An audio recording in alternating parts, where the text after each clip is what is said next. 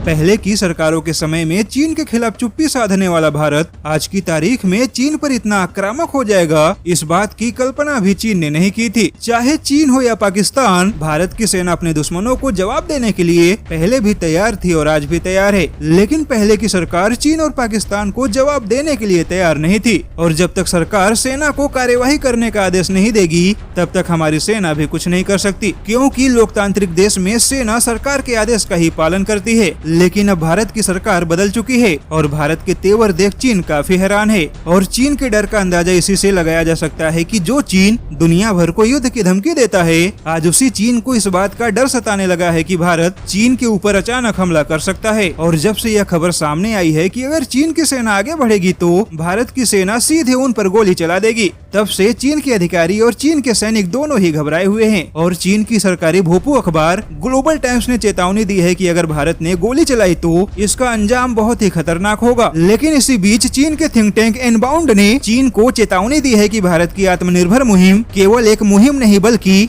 चीन के खिलाफ भारत की बहुत बड़ी तैयारी है। और अगले 3 सालों में भारत की यह मुहिम चीन के वर्चस्व को बहुत बड़ी चुनौती दे सकती है, क्योंकि इस मुहिम के जरिए भारत केवल आत्मनिर्भर नहीं बनना चाहता बल्कि चीन को दुनिया के बाजार से बाहर निकालना चाहता है। इनबाउंड ने अपनी रिपोर्ट में कहा है कि चीन के साथ जारी तनाव की वजह से भारत के अंदर देश हित की भावना को बहुत बड़ा बल मिला है, जिस वजह से भारत बहुत ही आक्रामक तरीके से चीनी सामानों के बहिष्कार के साथ ही भारत अपने मेक इन इंडिया को भी ताकतवर बनाने में जुटा है। और चीन विरोधी भावनाओं की वजह से भारत को इसमें बहुत बड़ी कामयाबी मिलने की पूरी उम्मीद है। ऐसे में देखा जाए तो चीन न केवल भारत के आक्रामक तेवर और भारत की सेना से डरा हुआ है, बल्कि चीन को अब इस बात का भी डर है कि अगले 3 सालों में भारत चीन के उद्योग जगत के वर्चस्व को तबाह कर सकता है।